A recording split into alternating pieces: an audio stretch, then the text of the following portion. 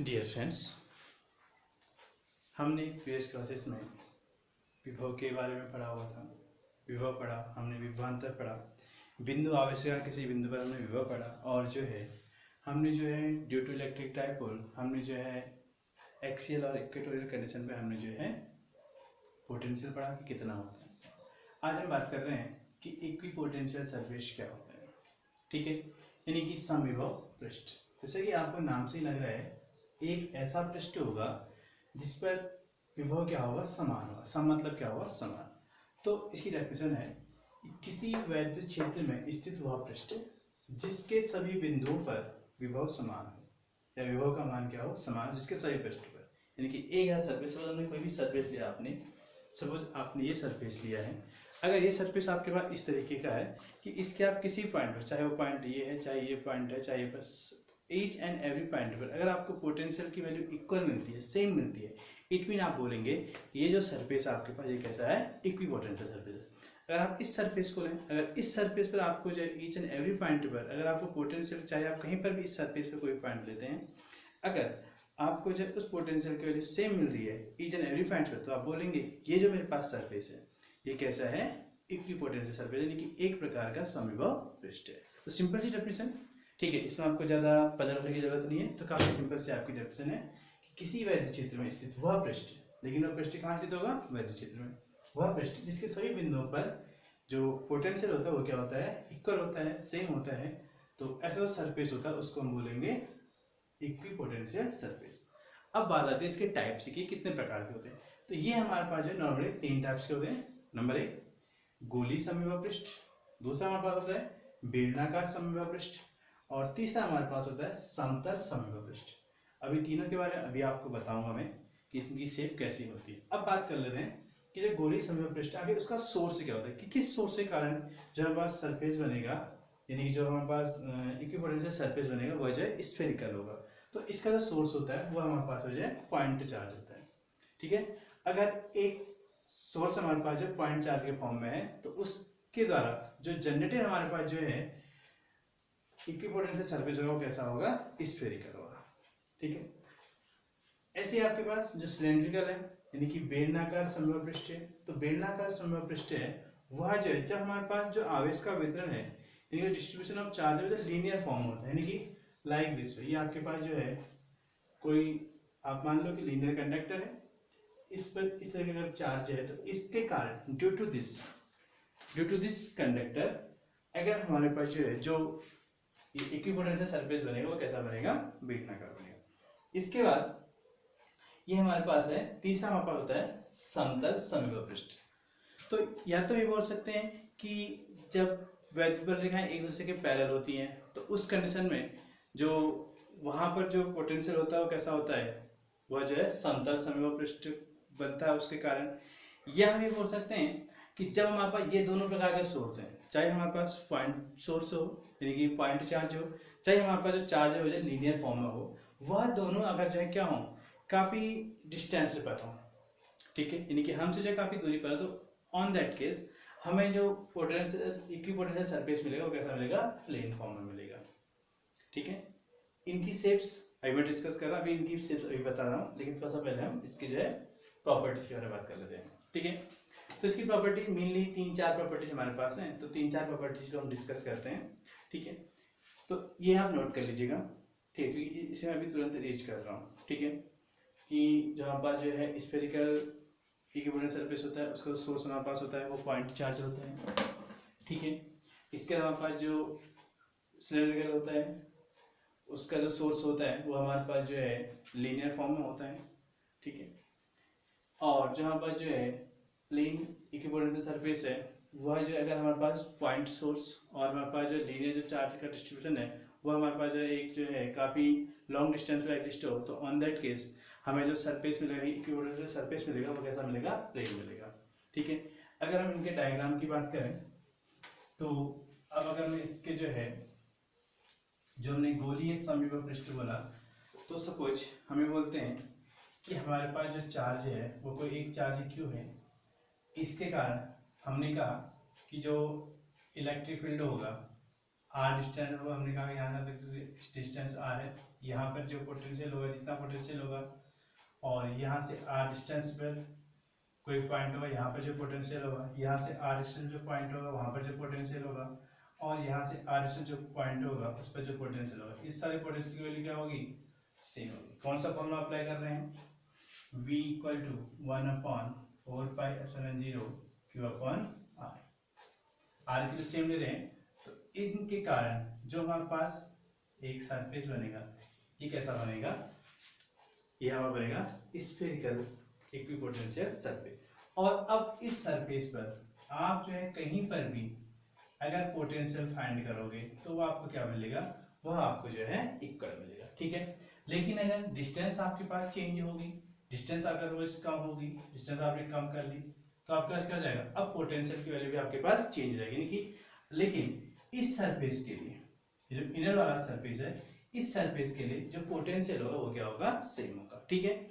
और जो आउटर वाला सरफेस है इसके लिए भी क्या होगा, आपके पास पोटेंशियल की वैल्यू क्या होगी, वो जो है डिफरेंट होगी, ठीक है। ऐसे ही अब हम सिलेंडर की बात करते हैं, यानी कि जो बेलनाकार समपृष्ठ होता है, हमने चार्ज जैसा मैंने बोला कि चार्ज का रेशियो हमारा क्या है, लीनियर फॉर्म में हमारे पास चार्ज है, तो इसके कारण हमारे पास जो आपके पास जो इक्विपोटेंशियल सरफेस बनेगा कैसा बनता है, सिलेंडरिकल बनता है।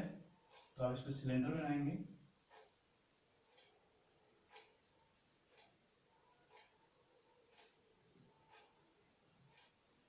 इस तरीके से,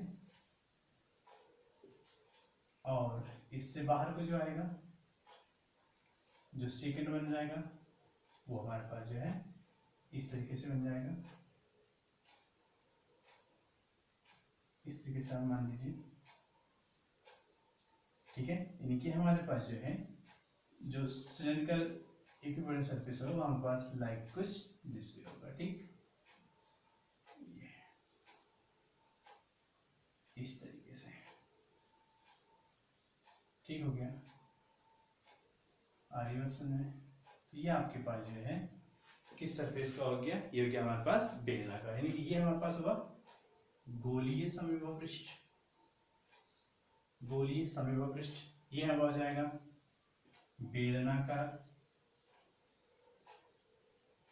अब जो हमारे पास जो है आपके पास प्लेन इक्विपोटेंशियल सरफेस की हमने बात करी थी, तो जो हमारे पास जो प्लेन इक्विपोटेंशियल सरफेस होते हैं वो हमारे पास कुछ ऐसे बनते हैं, उसके डायग्राम होते हैं हमारे पास, वह कुछ इस तरीके से होते हैं।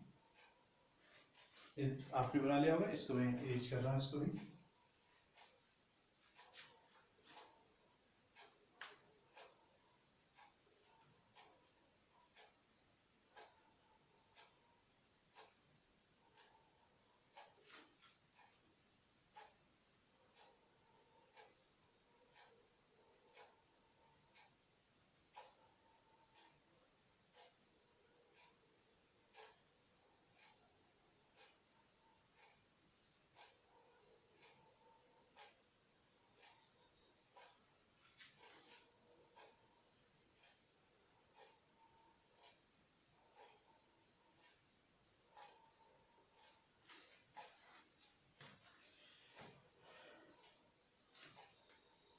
जो हमारे पास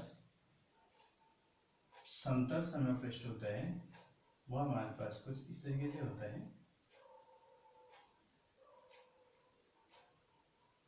ये जो लाइन्स बनती है ऐसी बनती है कि ये जो है इसको जो है भेद करके आगे निकल रहे, ठीक है, इसको पार करके जो है आगे निकल रहे, ठीक, प्रत्येक सरफेस से,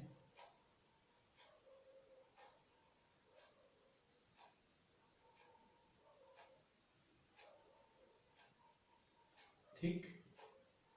तो ये आपके पास जो है इस तरीके से हमारे पास जो है प्लेन इक्विपोटेंशियल सरफेस बनता है। अब बात कर लेते हैं इसकी प्रॉपर्टीज की। इसकी प्रॉपर्टीज मेनली हमारे पास है, पहली प्रॉपर्टी क्या है, ये कह रहे हैं कि जो समविभव पृष्ठ होता है उसके किन्हीं दो बिंदुओं के बीच जो विभवांतर होता है वो क्या होता है, शून्य होता है, ठीक है। अब कैसे होता है, सपोज हमने बोला कि ये हमारे पास कोई जो है एक इक्विपोटेंशियल, एक समविभव पृष्ठ है, समविभव पृष्ठ है मतलब इसके जो भी पॉइंट इस पर होंगे, इस सरफेस पर सभी पॉइंट्स पर, सभी जो पॉइंट्स हैं उस पॉइंट पर हमारे पास जो पोटेंशियल की वैल्यू होगी सेम होगी। सपोज हमने कहा इस पॉइंट पर पोटेंशियल की अगर 5 वोल्ट है तो इस पर भी 5 वोल्ट होगी, इस पर भी 5 वोल्ट होगी, इस पर भी 5 वोल्ट होगी, इस पर भी 5 वोल्ट। आई मीन जितने भी आप इस पर पॉइंट लोकेट करेंगे उन सारे पॉइंट्स में जो पोटेंशियल की वैल्यू होगी वो क्या होगी, 5 ही होगी। अब अगर कोई भी दो पॉइंट्स आपने लिए, सपोज आपने कहा कि ये पॉइंट्स ए है और ये पॉइंट्स बी है, आपने इन दोनों पॉइंट्स के बीच का जो पोटेंशियल का डिफरेंस निकाला, यानी कि आपने किया, आपने जो है V A minus V B निकाला, तो क्या मिलेगा आपको 5 volt minus 5 volt, it mean 0। It mean ये क्या हुआ आपके पास, विभवांतर। ठीक है, क्या हुआ ये, विभवांतर। ठीक है, तो यानी कि किन्हीं दो बिंदुओं के बीच जो विभवांतर होगा वो क्या होता है, हमेशा शून्य होता है। किस पर, समविभव पृष्ठ पर। दूसरा क्या है, दो समविभव तल या दो समविभव पृष्ठ एक दूसरे को कभी नहीं काटते हैं। समझ में आ रही बात। अब समविभव पृष्ठ जब हमने पढ़ा है, हमने क्या पढ़ा, हमने पढ़ा है कि समविभव पृष्ठ एक ऐसे पृष्ठ होते हैं जिनका पृष्ठ के प्रत्येक बिंदु पर जो विभव होता है, विभव का मान क्या होता है, समान होता है। अब अगर मेरे पास दो प्लेन, एक प्लेन मेरे पास कोई एक ही है और एक प्लेन मेरे पास कोई ये है, सपोज मैं कहता हूँ कि इन दोनों ने एक दूसरे को जो कट कर दिया, इस पॉइंट पर इस पॉइंट पर इसने कट कर दिया है, मैं ये मान के चलता हूँ कि इस ये जो मेरे पास इक्विपोटेंशियल सरफेस, ये मेरे पास समविभव पृष्ठ है, इस पर मैं कहता हूँ कि जो वोल्टेज की वैल्यू वो जो सपोज 4 वोल्ट है और इस पर जो वोल्टेज की वैल्यू है वो मैंने कहा कि सपोज 6 वोल्ट है। अब जब ये दोनों जब कट कर रहे हैं तो क्या होगा, इस ये वाली जो सरफेस है, इस सरफेस के इस पॉइंट पर जो वोल्टेज की वैल्यू हो जाएगी वो कितनी हो जाएगी आपके पास, 6 and 4 10 वोल्ट हो जाएगी। और जो मेरे पास ये वाला सरफेस है, इस सरफेस के भी इस पॉइंट पर जो वोल्टेज की वैल्यू हो जाएगी वो क्या हो जाएगी, 10 वोल्ट हो जाएगी। अरे में तो आपके पास क्या हो जाएगा, अब जो ही ऐसा हुआ तो इस सरफेस पर अब क्या हुआ, अभी तक जो 6 वोल्ट था वो अब क्या हो गया है, 10 हो गया है। और अगर ये 10 हो गया तो इट मीन ये इक्विपोटेंशियल तो रहा ही नहीं, और अगर इक्विपोटेंशियल रहेगा तो इट मीन क्या होगा, इट मीन ये होगा कि ये इसको कभी जो है कट नहीं करेगा। ठीक है, तो आपकी ये दूसरी बात क्लियर होगी कि दो समविभव जो तल होते हैं, पृष्ठ होते हैं, वो एक दूसरे को कभी इंटरसेक्ट नहीं करते हैं। ठीक है, और थर्ड प्रॉपर्टी हमारे पास है कि किसी समविभव पृष्ठ में किसी आवेश को एक स्थान से दूसरे स्थान तक ले जाने में किया गया कार्य क्या होता है, शून्य होता है। तो सिंपली हमने क्या पढ़ा है, सिंपली हमने ये पढ़ा है, हमने पढ़ा था V अगर AB हमारे पास है तो क्या होता है हमारे पास, ये हमारे पास होता है WAB अपॉन Q0। और यहां से अगर मैं WAB निकालूं तो इसको क्या लिखूंगा, मैं लिखूंगा Q0 इंटू VAB। अब अगर मैं Q0 इंटू VAB बात करूं तो VAB कितना हो जाएगा, VB माइनस VA। और मैं क्या जानता हूं, मैं जानता हूं कि अगर हमारे पास कोई भी इक्विपोटेंशियल सरफेस है तो उस इक्विपोटेंशियल सरफेस के किन्हीं दो पॉइंट के बीच जो पोटेंशियल का डिफरेंस होता है, यानी कि जो विभवांतर होता है वो क्या होता है, 0 होता है। इट मीन आपके पास V माइनस VA कितना जाएगा, 0। अगर V माइनस VA 0 आ गया तो इट मीन आपके पास जो WAB हो जाएगा, आपके पास WAB आपका कितना जाएगा, 0 आ जाएगा। क्लियर, थर्ड प्रॉपर्टी भी आपकी जो है क्लियर होगी। ठीक है, इसके बाद हम जो है इसकी फोर्थ प्रॉपर्टी देख लेते हैं। फोर्थ प्रॉपर्टी ये कहती है कि जो हमारे पास जो है इक्विपोटेंशियल सरफेस होता है उससे निकलने वाली जो वैद्युत बलरेखाएं होती हैं वह जो है पृष्ठ के लंबवत होती हैं। यानी कि क्या कहेंगे हम, चौथी प्रॉपर्टी हम लिखेंगे समविभव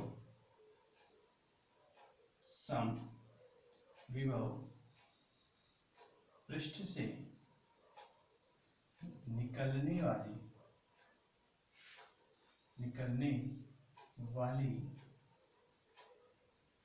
वैद्युत बलरेखाएं,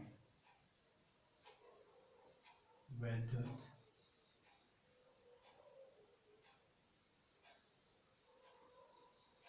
बलरेखाएं क्या होती हैं, पृष्ठ पर लंबवत होती है। ठीक है, पृष्ठ पर लंबवत होती हैं या पृष्ठ के जो है लंबवत होती है, ये बात हम कह सकते हैं। ठीक है, अब कैसे होती हैं तो इसको देख लेते हैं। हमारे पास एक फॉर्मूला अभी हम जो है जस्ट नेक्स्ट पढ़ेंगे। तो हमारे पास एक कंडीशन होती है कि हमारे पास जो है एक फॉर्मूला होता है E equal to minus dv upon dr, ठीक है। और इसका वेक्टर फॉर्म में लिखें तो यानी कि हमारे पास ये हो जाएगा dv इक्वल टू हम बोल सकते हैं माइनस e dr। इसका वेक्टर फॉर्म में लिखेंगे तो ये तो हमारे पास एक स्केलर क्वांटिटी है, तो ये क्या हो जाएगा vector e dot vector dr। अब हम क्या जानते हैं, हमें जानते हैं कि अगर कोई इक्विपोटेंशियल सरफेस है तो उस पर जो विभवांतर होता है वो कितना होता है, जीरो होता है। इट मीन ये जीरो हो जाएगा, तो इक्वल टू कितना लगेगा, अगर इसका हम डॉट प्रोडक्ट हटा दें तो इसको लिखेंगे E D R cos of theta, ठीक है। अब E D R cos of theta है तो इस कंडीशन क्या होगा, ई की वजह से जीरो कभी नहीं हो सकती, ठीक है। ई की जीरो के इक्वल नहीं हो सकता है, डी आर भी हमारे पास जीरो के इक्वल नहीं हो सकता है, ठीक है। मोस्ट इंपोर्टेंट कंडीशन है। इसके अंदर क्या होगा, क्योंकि चार्ज है तो ई जनरेट होगा ही होगा, और कोई ना कोई डिस्टेंस हमारे पास पॉइंट के बीच होगी, यानी कि ये भी जीरो नहीं हो सकता, ये भी जीरो नहीं हो सकता। तो बात क्या आई, बात ये आई कि जो जीरो होगा हमारे पास वो क्या होगा, ओनली कॉस थीटा होगा। अगर कॉस थीटा हमारे पास जीरो होगा तो इट मीन थीटा स्क्वायर कितना हो जाएगा हमारे पास पाई बाई। देयरफॉर हम ये बोलेंगे कि समविभव पृष्ठ से निकलना जो वैद्युत बल रेखाएं होती हैं वह जो है क्या होती है, पृष्ठ के लंबवत होती है। तो इसकी जो चार प्रॉपर्टी है, चार प्रॉपर्टी के बाद जो हमारे पास इसकी डेफिनेशन थी, डेफिनेशन और इसके टाइप्स, ये जो हम कहेंगे तो इतना हमारे पास जो है 2 मार्क्स में कई बार इसकी जो है प्रॉपर्टीज आपसे पूछ लेता है कि जो इक्विपोटेंशियल सरफेस होता है उसकी प्रॉपर्टीज जो है क्या होती है, ठीक है। तो इसको आप क्लियर करेंगे, ठीक है। इसका नेक्स्ट टॉपिक देखिए।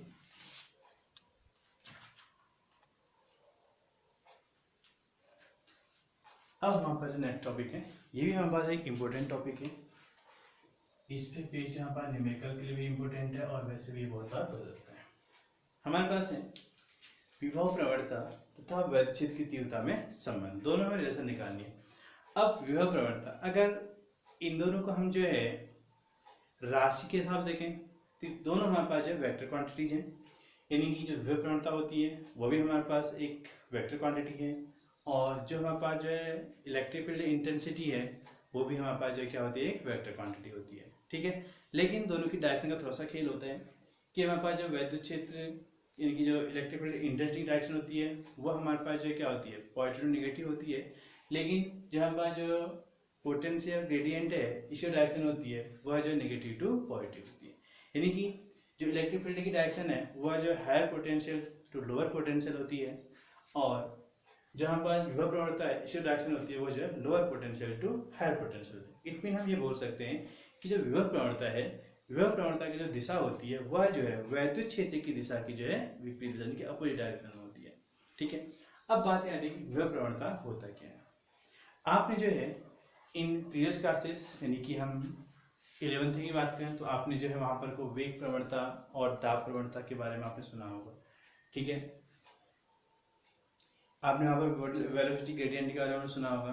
तो जो वेग प्रवणता होती है आपने क्या देखा कि डिस्टेंस के सापेक्ष जो वेलोसिटी हमारे पास चेंज जाता है उसको हम क्या बोलते हैं, विभव, क्या कहते हैं, वेग प्रवणता। तो यहाँ पर जो विभव प्रवणता है ये यहाँ पर वही चीज है, यानी कि दूरी के सापेक्ष विभव में होने वाला जो परिवर्तन है उसको क्या बोलते हैं, उसको बोलते हैं हम विभव प्रवणता। विभव प्रवणता किसको बोलेंगे हम, विभव प्रवणता बोलेंगे दूरी के सापेक्ष, दूरी के सापेक्ष विभव में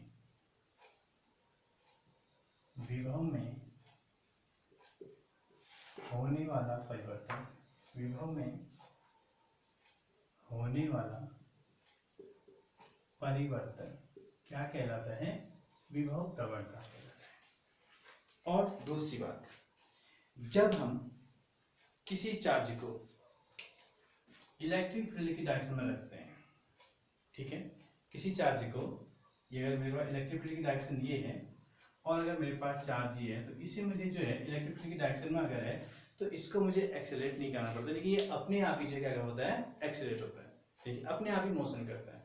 लेकिन जब अगर हम इस चार्ज को जो है इलेक्ट्रिक फील्ड की अपोजिट डायरेक्शन में लाते हैं तो उसके लिए हमें जो है कुछ ना कुछ क्या करना पड़ता है, वर्क करना पड़ता है, ठीक है।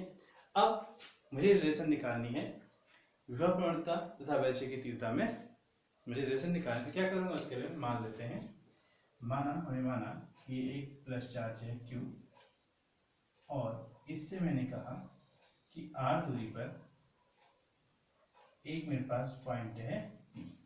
अगर ये पॉइंट P है तो यहाँ पर इसके कारण जो इलेक्ट्रिक, और यहाँ पर एक चार्ज क्यू नॉट रखूंगा, तो इसके कारण यहाँ पर क्या होगा, जो इलेक्ट्रिक फील्ड की डायरेक्शन होगी वो इधर की ओर होगी। अगर इलेक्ट्रिक फील्ड की डायरेक्शन इधर की ओर है तो इस पर जो एक फोर्स भी वर्क करेगा, और वो फोर्स कितना हो जाएगा, E into q naught. Clear, आ रही बात समझ में? तो यहाँ पर जो है वह फोर्स जो है ए इंटू क्यू नॉट हो जाएगा, यानी कि ई क्यू नॉट। ठीक है, अब हम क्या करते हैं, अब हम जो है इस चार्ज को जो इलेक्ट्रिक फील्ड है उसकी अपोजिट डायरेक्शन लाते हैं और हम देखते हैं कि हम कितना वर्क जो है यहाँ पर हो, क्योंकि वर्क मुझे निकालना पड़ेगा। ठीक है, तो इसको इसके अपोजिट इस पॉइंट से हम जो लेंगे क्यू पॉइंट मान लेते हैं, और इसको जो है आर था तो आर के अकॉर्डिंग से क्या बोलेंगे हम, डी आर बोलेंगे।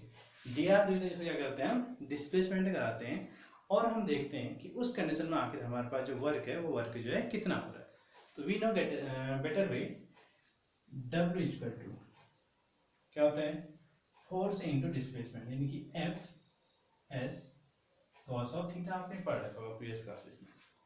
ठीक है, अब यहाँ पर due to this small distance, ठीक है, we have work done will be also small, it mean ये dw जाएगा हमारे पास, तो dw इक्वल टू क्या हो जाएगा, f के प्लेस पे हम रख देंगे E into q not, s हमारे पास हो जाएगा dr।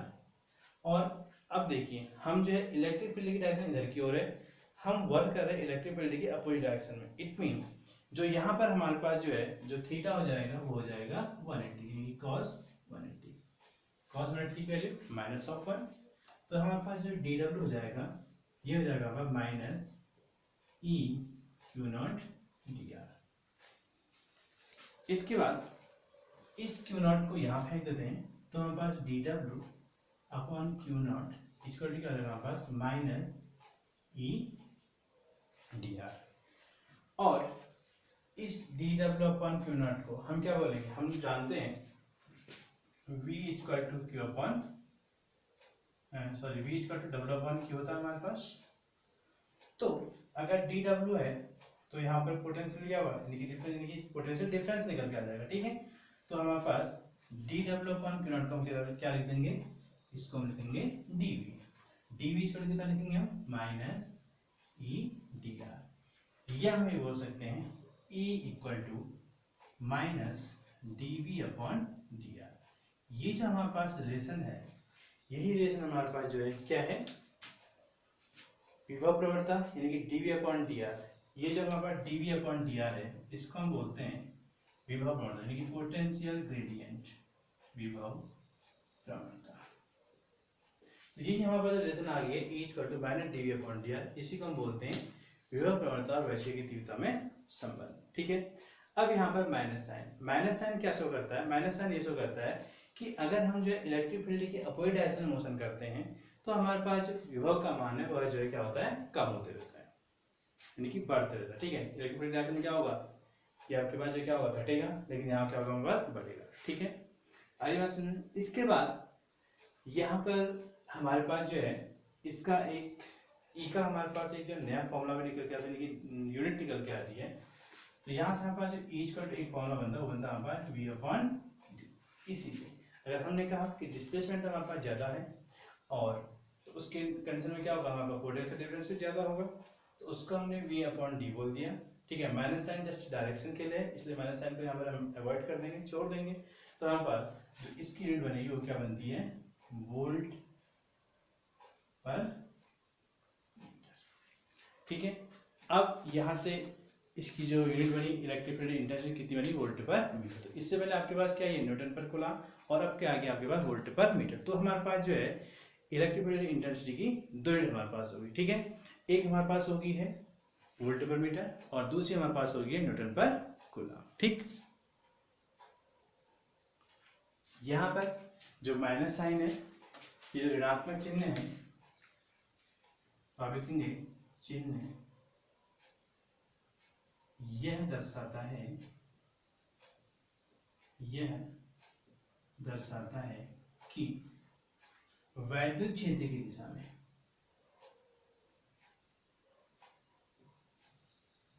वैद्युत क्षेत्र की दिशा में विभव का मान कम होता है। क्या होता है? कम होता है। और इनफाइनाइट डिस्टेंस पर जो विभव का मान होता है वो कितना होता है? 0 होता है। ठीक है, याद ध्यान रखें, अनंत पर जो विभव का मान होता है वो कितना होता है? 0 होता है। ठीक है, तो कंडीशन हमारे पास होगी, या तो हम ये कह सकते हैं कि जो नेगेटिव साइन है वो ये शो करता है कि वैद्युत क्षेत्र की दिशा में विभव का मान कम होता है, या हम ये बोल सकते हैं कि वैद्युत क्षेत्र की विपरीत दिशा में चलने पर जो विभव का मान होगा वो क्या होगा? धीरे धीरे वो जो है बढ़ता रहेगा। ठीक है, तो ये आपके पास जो है विभव प्रवणता तथा वैद्युत क्षेत्र की तीव्रता आपके पास रिलेशन आ गया। अब यहीं से हमारे पास एक हल्की सी रिलेशन हमें मिलती है ई व वी में संबंध। ठीक है, काय में ई और वी में। ठीक है, relation between E and V. ठीक है, और यही फॉर्मूला हमारे पास जब हमने पढ़ा था, कौन सा? इसी से इसको हम काम में लाएंगे, किससे? E equal to minus d V upon d r से हम काम में लाएंगे। तो अगला कंसेप्ट हमारे पास है E व V में संबंध, और इसके भी आप हमारे पास जो है 2-4 रिलेशन बनेंगे। ठीक है, तो क्या है हमारे पास? E व V में संबंध। ठीक है, तो कुछ नहीं है इसके लिए। अब हम ये बोल देते हैं कि माना यदि हमारे पास जो डिस्प्लेसमेंट है वह जो है थोड़ा सा बड़ा डिस्प्लेसमेंट है, यानी कि जो विस्थापन है हमारे पास वो जो है ज्यादा। यदि विस्थापन अधिक हो, यदि सिंपल से बोल देते हैं, यदि विस्थापन अधिक हो, ठीक है, किसी पॉइंट के बीच में ले लिया, दो पॉइंट की दो बिंदुओं के बीच में ले लिया, यानी कि R1 से R2 अगर हमारे पास जो है क्या होगा? डिस्प्लेसमेंट होगा। और हम ये मान के चलते हैं कि R1 हम ऐसा पॉइंट मान के चलेंगे जो कहीं ना कहीं किसी इनफाइनाइट डिस्टेंस पे, और R2 हमारे पास कोई ऐसा पॉइंट होगा जो हमारे पास जो इलेक्ट्रिक फील्ड इंटेंसिटी क्या होगा, यानी कि इलेक्ट्रिक फील्ड के जो है अंदर होगा या इलेक्ट्रिक फील्ड में होगा। ठीक है, और इस केस में हमारे पास जब हमने R1 क्या रखा था, इस केस में हमारे पास पोटेंशियल क्या होगा? वो V1 होगा, और इस केस में पोटेंशियल क्या होगा? वो जो है V2 होगा। ठीक है, तो जब हमारे पास ये इक्वेशंस है, तो इस इक्वेशन को हम ऐसा लिख सकते हैं, dV equal to minus EdR। अब अगर विस्थापन अधिक है तो इसका क्या होगा? हमें इंटीग्रेट करना पड़ेगा टोटल के लिए, तो इसको हम इंटीग्रेट करेंगे। तो इंटीग्रेट करेंगे तो लिमिट से कहाँ लगेगी? V1 से लेकर के V2 तक लगेगी, और यहाँ पर इसकी लिमिट कहाँ से लगेगी? R1 से लेकर के R2 तक। अब यहाँ पर जब हम लिमिट लगाते हैं, हम क्या बोले? हमें बोले कि ये जो पॉइंट्स हमारे पास है, हमें मान के चल रहे हैं कि ये कहाँ पर है? इनफाइनाइट डिस्टेंस पे। अगर ये पॉइंट इनफाइनाइट डिस्टेंस पर होगा तो ऑन दैट केस जो पोटेंशियल क्या होगा? वो जो है 0 होगा। और इस ये कोई जो R2 है, R2 कोई ऐसा पॉइंट्स होगा जो है आपके पास जो वैद्युत क्षेत्र में एग्जिस्ट कोई पॉइंट्स होगा, तो ऑन दैट केस हम V2 की वैल्यू क्या मान लेते हैं? V मान लेते हैं। तो यहाँ पर जब integration of dV on that limit करेंगे तो हमें सिंपली क्या बनेगा? V बनेगा। तो V equal to minus integration of EdR भी इसको हम लिख सकते हैं इनफाइनाइट टू R, मतलब कोई भी जो भी हमारे पास डिस्टेंस होगी, जो भी डिस्प्लेसमेंट होगा, उसको हम जो है इसके प्लेस पे रख लेंगे। तो यहाँ पर आप चाहें तो R1 अपॉन R, यानी कि R1 टू R2 भी इसको आप लिख सकते हैं, और चाहें तो इसको आप इनफाइनाइट टू R भी आप कर सकते हैं। तो ये हमारे पास जो यहाँ से रिलेशन आता है, यह आता है वैद्युत क्षेत्र की तीव्रता और विभव में संबंध। ठीक, इसके बाद अब हम जो है एक आवेशित गोली चालक के कारण विभव को पढ़ते हैं। ठीक, अब हमारे पास एक इंपॉर्टेंट रिलेशन आ रही है, ये हमारे पास है आवेशित गोली चालक के कारण विभव। ठीक है, हमने जो है आवेशित गोली चालक के कारण वैद्युत क्षेत्र की तीव्रता हमने पढ़ी थी गॉस के एप्लीकेशंस में, और इस पर हमने जो उसकी जो तीन स्टेट की तीन पोजीशन के बारे में डिस्कस किया था, यानी कि electric field intensity outside of the charge body, यानी कि जो हमारे पास जो है जो स्फेरिकल था। ठीक है, और उसके बाद उसके सरफेस पर और उसके जो है इनर पार्ट पर, यानी कि इनर के किसी भी एक पॉइंट्स पर।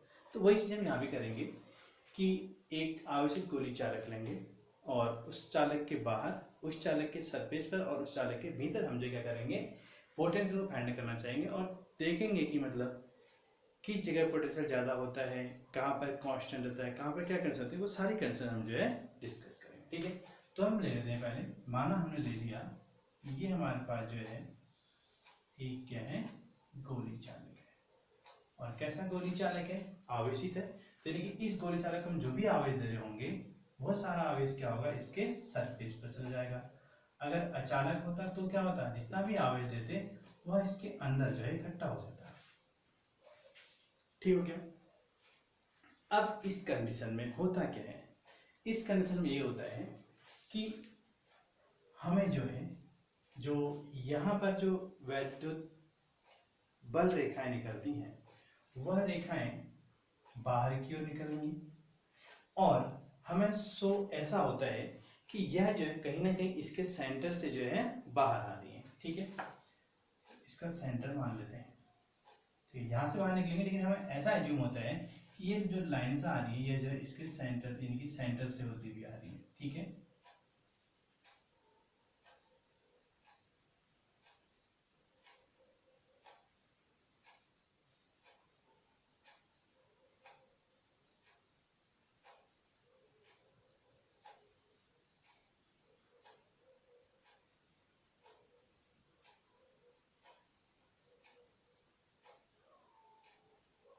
Like this way.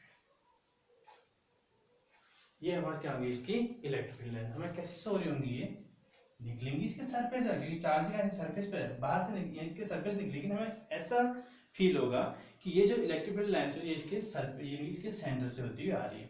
तो ऑन दैट केस हम ये मान के चलेंगे ये पूरा जो हमारे पास जो है एक गोली चालक है, ये लाइक एज क्या कर रहा है, पॉइंट सोर्स की तरह से बिहेव कर रहा है। ठीक है, इसकी हमारे पास जो ये गोली चालक है इसकी हम जो है जो रेडियस है वह जो है हम जो है स्मॉल आर मान लेते हैं, और एक पॉइंट इसके सेंटर से हम जो है एक पॉइंट इसके सेंटर से हम जो है आर डिस्टेंस पर ले लेते हैं इस तरीके से, ये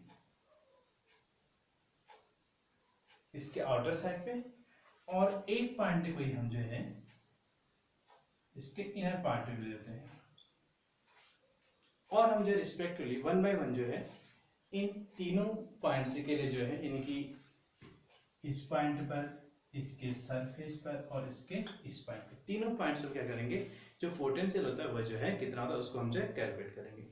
फॉर्मूला कौन सा यूज करेंगे, फॉर्मूला हमने जो अभी हमने लास्ट में पढ़ा था, v इक्वल टू कौन सा पढ़ा था हमने, minus integration of r1 to r2 और e dr। ठीक हो जाएगा। अब बात ये आएगी कि आखिर e की वैल्यू कितनी होगी, तो e की वैल्यू आपके पास कांस्टेंट होगी, और उस e की वैल्यू आपके पास होगी 1/4 pi epsilon 0 k q upon r square. ये q क्या होगा, ये q वह चार्ज होगा जो आपने इस सरफेस को जो है दिया हुआ है। ठीक है, अब इसके बाद ये थोड़ा सा लेंथी फॉर्मूला बन जाता है, इस पूरे को मैं जो है थोड़ी देर के लिए जो है इस पूरे को जो है k मान लेता हूँ। ठीक है, तो मेरे पास जो फॉर्मूला बन जाएगा E इक्वल टू मेरे पास बन जाएगा k q upon r square. ठीक हो गया, और ये आपके पास जो है कांस्टेंट है, चाहे आप पॉइंट यहाँ पर लोकेट करें चाहे यहाँ पर लोकेट करें, सरफेस और इसके लिए ये वैल्यू आपके पास कांस्टेंट है। ठीक, अब देखिए मुझे इस पॉइंट P पर पोटेंशियल फाइंड करना है, तो अब पोटेंशियल की डेफिनेशन क्या है, किसी चार्ज को जब मैं इनफाइनाइट डिस्टेंस से लाता हूँ, ठीक है, तो उस कंडीशन में मेरे पास जो वर्क डन होता है वही क्या करता है, वर्क डन और जो चार्ज होता है उसका रेशियो मेरे पास क्या करता है, पोटेंशियल कहलाता है। ठीक है, अब लेकिन यहाँ पे मेरे पास चार्ज नहीं, मुझे क्या करना है, आपके पास जो है ये मेरे पास कंडीशन है, तो मैं क्या करूँगा, इस पॉइंट P पर मैं मान के चलूँगा जब मैं चार्ज लेके आ रहा हूँ मैं कहीं ना कहीं इसे इनफाइनाइट डिस्टेंस से लेके आ रहा हूँ, कहाँ तक लेके आ रहा हूँ, यहाँ तक लेके आ रहा हूँ। ठीक है, तो मेरा जो V बनेगा वो क्या बनेगा, यहाँ पर जो R1 होगा कहाँ से ला रहा हूँ, इनफाइनाइट डिस्टेंस से ला रहा हूँ, कहाँ तक ला रहा हूँ, इस R डिस्टेंस ला रहा हूँ, तो क्या करूँगा R। ठीक है, अब बात है E की वैल्यू क्या होगी आपके पास, KQ अपॉन R स्क्वायर। ठीक है, ये अब इस पॉइंट के लिए करूँगा तो ये मेरे पास आपके पास जो है कैपिटल R बन जाएगा। ठीक है, इस पॉइंट के लिए करूँगा तो स्मॉल r बन जाएगा। ठीक है, इसमें आपको कोई प्रॉब्लम नहीं होनी चाहिए। यहाँ पर मैं लिखूंगा कि Q upon r square into d r. अभी आर में चेंज है तो ऐसा काम कर लेते हैं, इसको जो है हमें यहाँ पे इसको स्मॉल आर मानते हैं, नो प्रॉब्लम, ठीक है। इसको स्मॉल आर मान लो, इसको जो है कैपिटल आर मान लो, आपकी सारी प्रॉब्लम सॉल्व हो जाएंगी, ठीक है। आर दे जाएगा r square into d r, ठीक। अब क्या होगा, के और क्यू दोनों आपका कांस्टेंट है, तो के क्यू को बाहर ले लीजिए, माइनस भी है, माइनस भी बाहर ले लो, integration of infinity to r, ये जाएगा 1 upon r square d r. आपको मैंने पहले ही बता चुका हूँ कि जो integration of 1 upon x square d x होता है, ये होता है हमारे पास minus 1 over x. Like same way, ये एक्स, ये आर, तो क्या हो जाएगा हमारे पास, ये हो जाएगा minus of K Q into जाएगा minus of 1 upon r, limit आपके पास हो जाएगी इसमें r to infinity, upper limit minus lower limit. तो इस माइनस को मैं बाहर लेता हूँ, माइनस माइनस मेरे पास प्लस बन गया, ये जाएगा मेरे पास के क्यू अपर लिमिट यानी कि 1 upon r minus 1 upon infinity, and you know better way 1 upon infinity equal to क्या होता है अगेनली 0, ठीक है। तो ये पूरी टर्म हमारे पास क्या आ जाएगी, 0 हो जाएगी, तो अब कितना आ जाएगा, ये हो जाएगा के क्यू अपॉन आर, इसकी value at outside of the, क्या करेंगे आप, चार्ज स्पेशल कंडक्टर, ठीक है। तो अब इस के की वैल्यू आप पुट कर लेंगे, कितना है 1 अपॉन 4 पाई अच्छा 0 के क्यू अपॉन आर, ये आपके पास कहाँ मिल जाएगा, वी आउटसाइड।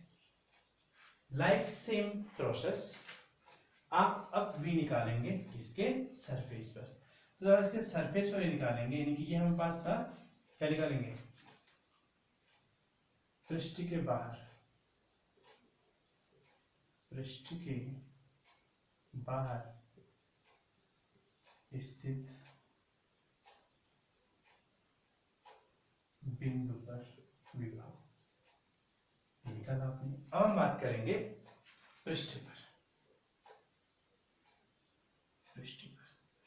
अब जब हम पृष्ठ पर विभव की बात करेंगे तो क्या करेंगे, इस पॉइंट को हम यहाँ पर ले आएंगे, ये P हमारे पास अब यहाँ पर आ जाएगा। अब P यहाँ पर आ जाएगा तो चार्ज को वही इनफाइनाइट डिस्टेंस में कहाँ तक लाएंगे, इस R तक लाएंगे, तो सेम कंडीशन हमारे पास क्या हो जाएगी, V इक्वल टू हमारे पास जाएगा ये माइनस इनफिनिटी टू R हो जाएगा आपके पास, और ये कितना जाएगा K Q upon r square into d r. जब आप इसको इसी तरीके से सॉल्व करेंगे तो यहाँ पर V एट सरफेस कितना हो जाएगा हमारे पास, ये हो जाएगा 1 अपॉन 4 पाई एप्सिलॉन 0 के क्यू अपॉन आर। बस चेंज किसका आएगा, चेंज आपका इस आर का आएगा, ठीक हो गया। यानी कि पृष्ठ पर आपके पास जो पोटेंशियल जो कितना जाएगा 1 अपॉन 4 के क्यू बाई आर। ये आर क्या है, जो भी हमारे पास जो गोली चालक होगा उस गोली चालक की क्या हो जाएगी हमारे पास, त्रिज्या हो जाएगी, ठीक है। अब तीसरी बात हमारे पास आती है कि हमें निकालना है इसके अंदर, यानी कि चालक के अंदर, ठीक है, चालक के अंदर। चालक के अंदर वैसे की तीव्रता निकालेंगे तो हम क्या जानते हैं, हमें जानते हैं कि जब कोई भी हमारे पास जो अगर आवेशित गोली चालक है तो उसके भीतर जो वैद्युत क्षेत्र होता है वह कितना होता है, 0 होता है। देखो बहुत इजी बता रहा हूँ, ठीक है, ये आप पढ़ चुके हैं, क्योंकि चार्ज नहीं होता वहां पर को, तो चार्ज नहीं होता है, गॉस के प्रिंसिपल आप पढ़ चुके हैं। अगर चार्ज नहीं होता है तो ड्यू टू दिस क्या होता है, वहां पर जो इलेक्ट्रिक फील्ड इंटेंसिटी वो क्या होती है, 0 होती है, ठीक है। कहाँ, गोली चालक के अंदर, ठीक है। तो E0 हो गया है, तो हमारे पास जो फॉर्मूला अभी हमने कुछ समय पहले पढ़ा था, क्या पढ़ा था, E equal to minus dV upon dr। तो यहां से मुझे क्या मिल जाएगा, dV upon dr equal to 0। एक में मैं ये बोल सकता हूं कि d upon dr of v equal to 0। अब यानी कि जो इसका मैं डिफरेंशिएट किया वो कितना मिला, 0। तो किस क्वांटिटी का हमें डिफरेंशिएट 0 मिलता है, जब हम किसी भी कांस्टेंट जो वैल्यू होती है अगर उसका हम डिफरेंशिएट निकालते हैं तो कितना आता है, हमेशा 0 आता है। इट मीन हम बोल सकते हैं कि यहाँ पर जो v होगा हमारे पास वह क्या होगा, नियतांक होगा। ये बोल सकते हैं कि जो v की वैल्यू होगी वो क्या होगी, कांस्टेंट होगी।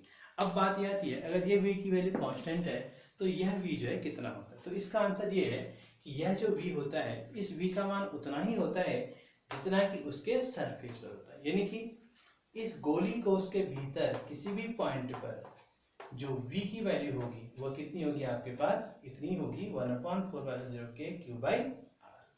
ठीक है। अब बात ये आती है कि हमारे पास जो पोटेंशियल है वह जो है आवेशित गोली चालक के बाहर ज्यादा होता है या उसकी सरफेस पर ज्यादा होता है या उसके अंदर ज्यादा होता है। तो हमें क्या चीज पढ़नी है, हमें ये चीज पढ़नी है, हमारे पास दो टाइप के आर है, एक ये आर है और एक ये आर है। अब हमें दोनों में ये डिफरेंस करना है कि कौन सा आर जो है बड़ा है। तो ये हमने बाहर की दूरी पर पढ़ा था, इसका मतलब ये जो है क्या होगा हमारे पास बड़ा है।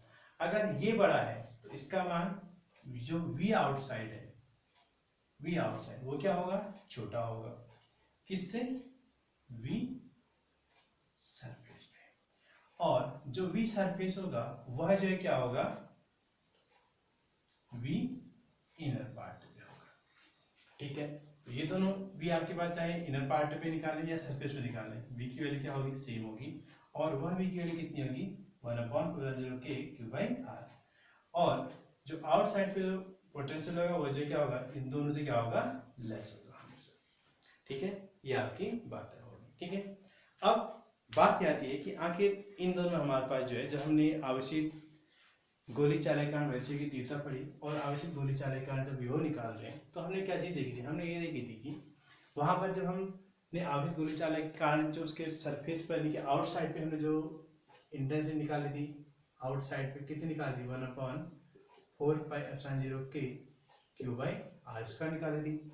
सरफेस पे कितनी निकाली होगी, सरफेस हमने निकाली होगी, अगर सेम कंडीशन हम लेते हैं k⁴r² निकाली होगी। लेकिन इनर पार्ट पे हमारे पास ए कितना आया था, हमारे को 0, क्या आया था, 0। लेकिन यहाँ पर इतना डिफरेंस है कि किसी भी सरफेस के अंदर जो विभव होता है आवेशित गोली चालक है, तो उसके अंदर विभव जो है वह 0 नहीं होता है, वह विभव जो है कितना होता है, जितना कि उसके सरफेस पर होता है। ठीक है।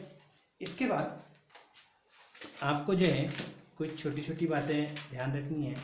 आपको मैंने पहले ही बताया था कि जो वैद्युत क्षेत्र होता है, वैद्युत क्षेत्र की दिशा में हमारे पास जो विभव का मान होता है वह जो है क्या होता है, हमारे पास कम होता है। वैद्युत क्षेत्र की दिशा में जैसे हम चलते रहते हैं तो हमारे पास क्या होगा, विभव का मान जो है कम होता रहेगा। ठीक है। और उसके बाद यानी कि वैद्युत क्षेत्र की विपरीत दिशा में विभव का मान जो है क्या होगा, हमारे पास बढ़ता रहेगा। ठीक है। यानी कि जैसे जैसे हम चार्ज के पास आते रहेंगे विभव का मान जो बढ़ता रहेगा, और हम जब बिंदु आवेश के दूर तक जाते रहेंगे तो विभव का मान हमारे पास जो है कम होता रहेगा। ठीक है। तो आप जो है इन छोटी छोटी बातों को जो है दिमाग में रखें। इसके बाद बात ये आती है कि जो हमने यहाँ से रिलेशन पढ़े, हमने यहाँ रिलेशन क्या पढ़े, 3 रिलेशन भी हमने पढ़े। क्या पढ़ा, एक तो हमने पढ़ा v आउटसाइड, हमने पढ़ा क्या पढ़ा हमारे पे, हमने ये पढ़ा कि v आउटसाइड के जो पोटेंशियल होता है हमारे पास 1/4πε0k⁴r।